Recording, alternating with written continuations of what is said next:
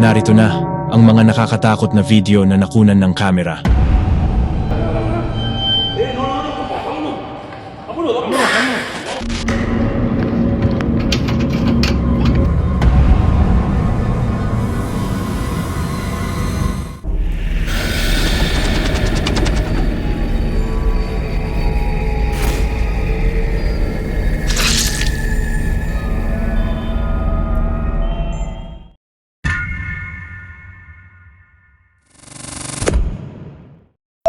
Isang lalaki ang nagbahagi ng isang nakakatakot na karanasan habang mag-isa sa bahay.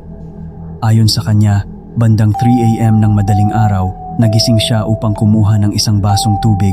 Habang pababa siya ng hagdan, napadaan siya sa bintana at may napansin siyang kakaiba sa labas ng bahay.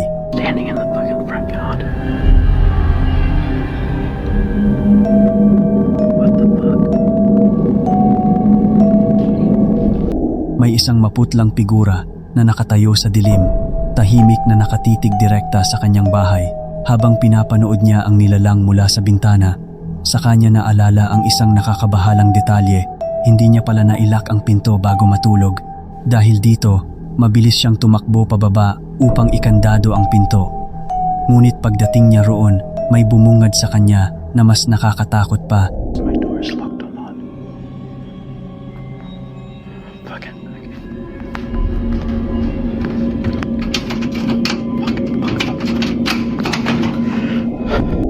Ang nilalang na kanina ay nasa harap pa ng kanyang bahay.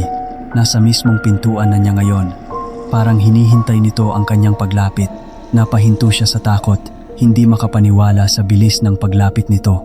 Ngunit sa kabila ng kaba, nag-ipon siya ng lakas ng loob at agad na inilak ang pinto habang nakaharap mismo sa misteryosong figura. Pagkatapos nito, mabilis siyang umalis sa lugar at hindi na muling lumapit sa pinto. Hanggang ngayon, hindi pa rin malinaw kung sino o ano ang nakita niya ng gabing iyon.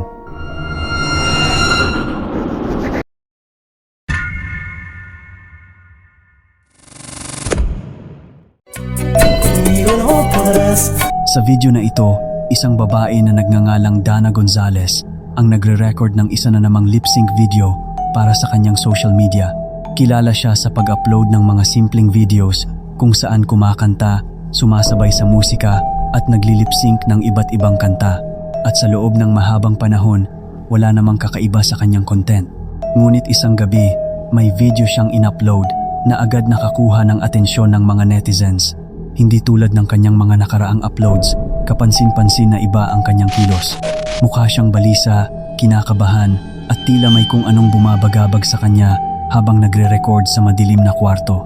Habang tahimik siyang nagli-lip-sync sa isang Hispanic na kanta, may isang nakakakilabot na detalye ang napansin ng mga manonood sa background.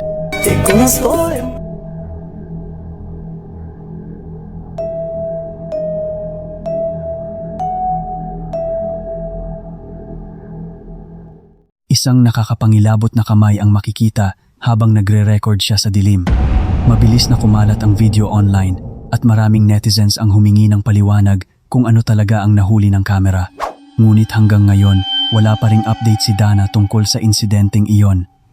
Sa katunayan, ipinagpatuloy niya ang pag-upload ng kanyang karaniwang videos na parang walang nangyari. At marahil iyon ang mas nakakapagtaka. Kaninong kamay kaya ang lumitaw sa video habang siya ay mag-isang nagre-record sa dilim?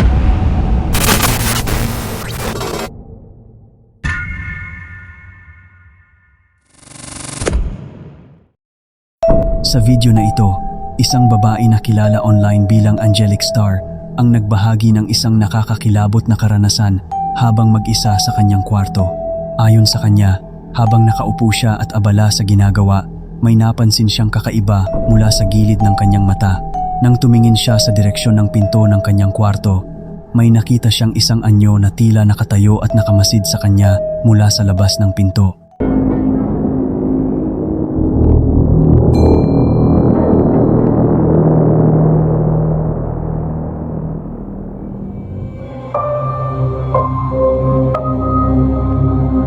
Sa sobrang takot, hindi siya agad lumabas ng kanyang kwarto. Sa katunayan, ilang oras siyang nanatili roon, natatakot na baka may naghihintay sa labas. Ngunit nang sa wakas ay nilakasan niya ang loob na tingnan ang buong bahay, wala siyang nakitang kahit sino. Ano sa tingin ninyo ang nakita ni Angelic Star? Multo ba ito, intruder, o may mas nakakatakot pang paliwanag? Comment down below.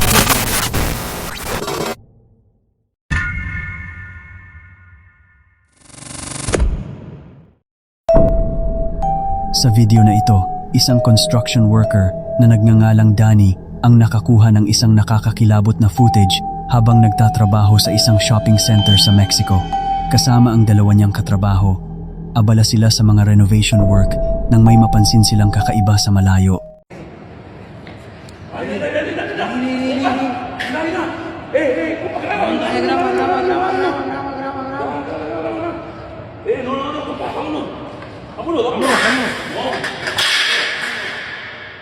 Sa una, mukha lamang itong isang maliit na batang babae na nakatayo sa loob ng mall.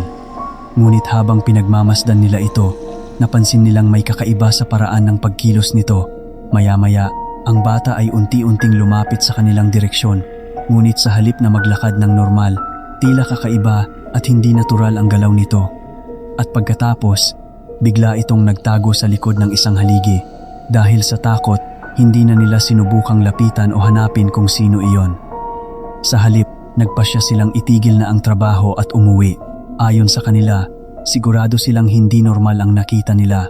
Ang footage ay kuha sa loob ng Galerias Laguna Mall sa Torreon, Mexico, sa kalagitnaan ng gabi, oras kung kailan sarado na ang mall at wala nang dapat na tao sa loob. At iyon ang dahilan kung bakit lalong naging misteryoso ang pangyayari. Kung wala namang dapat na bata sa loob ng mall noong mga oras na iyon, sino ang maliit na batang babaeng nakita nilang gumagala sa dilim?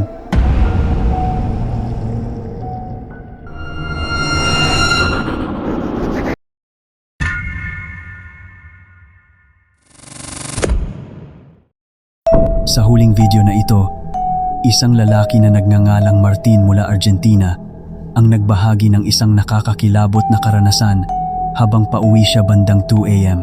Habang papalapit siya sa kanilang bahay, may napansin siyang madilim na anino sa bintana ng kapitbahay. Sa unang tingin, mukhang normal lang na parang may taong naglalakad sa loob ng bahay. Pero may isang bagay na agad nakakuha ng atensyon niya. Ang galaw ng anino ay kakaiba. Hindi ito normal na lakad ng tao. Y nadie me creía. Miren, pasa, eso no es una persona. Eso no es una persona, discúlpenme. Ay, la concha, la locura. Me entró algo en la panza, boludo. Discúlpenme, pero eso no es una persona. La otra vez te pasaba mucho más rápido que ahora. Ahora va lento. Minsan ay sobrang bilis nitong gumalaw. At ang mas nakakatakot, paulit-ulit itong lumilitaw tuwing 10 oras ng gabi. Halos pareho ang oras bawat gabi. Dahil dito, sinubukan ni Martin at ng kanyang pamilya na kontakin ang kapitbahay para siguraduhin may tao talaga sa loob ng bahay. Pero walang sumasagot, walang nagpaparamdam. Sa kabila nito, patuloy pa ring nakikita ang anino na paikot-ikot sa bintana gabi-gabi. Kung walang tao sa loob, sino ang naglalakad sa bahay na iyon tuwing 2 AM?